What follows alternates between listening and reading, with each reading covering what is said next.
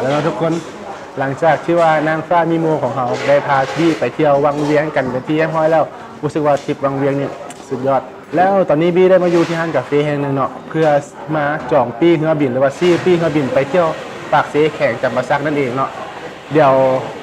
บี้จะซื้อปี้เรือบินผ่านเว็บไซต์ของการบินลาวแล้ว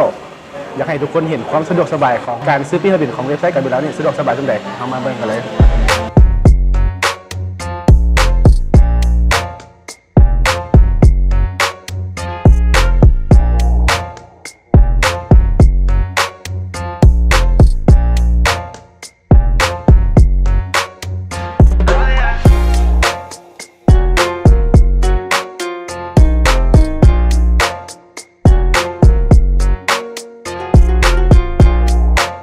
ถือว่าเป็นที่แห้งห้อยเนาะสุคนสำหรับการซื้อปี้เรือบินผ่านเว็บไซต์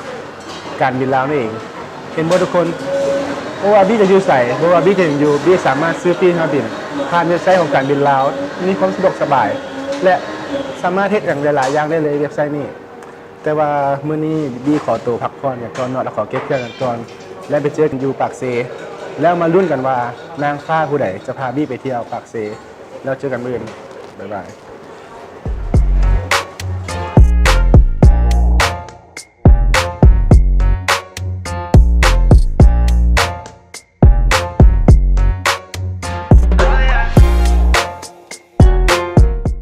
แล้วทุกคนตอนนี้บี้กำลังจะเดินทางไปที่ปากเซแข่งกันมาซักเนาะโดยเรือบินแอร์บัส A320 ของสายการบินลาวเนาะตอนนี้เป็นเที่ยวเศร้าของสายการบินแล้วจะเห็นเลยตะเวนขึ้นเนาะแล้วนี่คืออ้อมๆเดินสังเกตยนต์อยู่ข้างหลังของการบินลาวเนาะ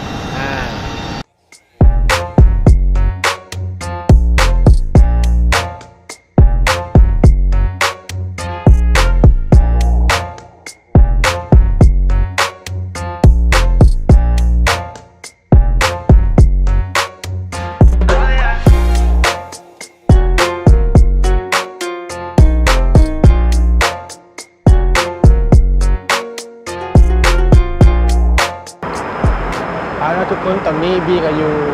เชิงยนต์เชิงเรือบินเป็นที่เรียบร้อยแล้วเป็นไงทุกคนอาหารเป็นตะกินเป็นตะแซ่บหลาย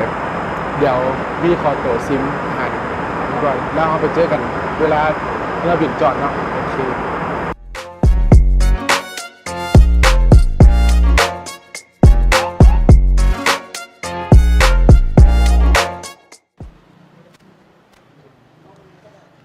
เอาละทุกคนตอนนี้บี้ก็ได้มาฮอดสนามบินปากเซกับไปเรียบร้อยหลังจากที่ว่าบี้ได้เอากระเป๋าขึ้นรถแล้วก็เพื่อรอถ่ายไปที่พักเนาะทุกคนสงสัยมันบอว่าทริปปากเซทริปนี้นางฟ้าของเขาเป็นไผ่พาบี้เที่ยวเพื่อไม่เป็นการเสียเวลาเนาะเดี๋ยวเขามาพบกับนางฟ้าของเขาเลย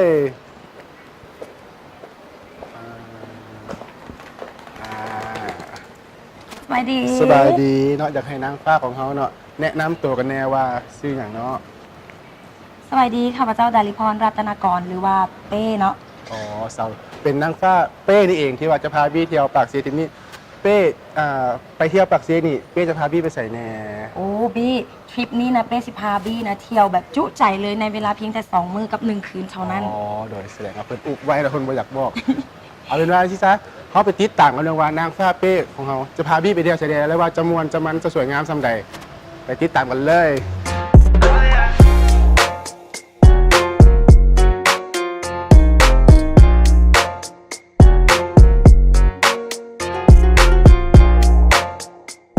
แต่ตอนนี้เป้ก็ได้พาบี้มาจุดชมวิวที่เป็นจุดไฮไลท์จุดหนึ่งของไปจังหวัดตากแล้วนั่นก็คือ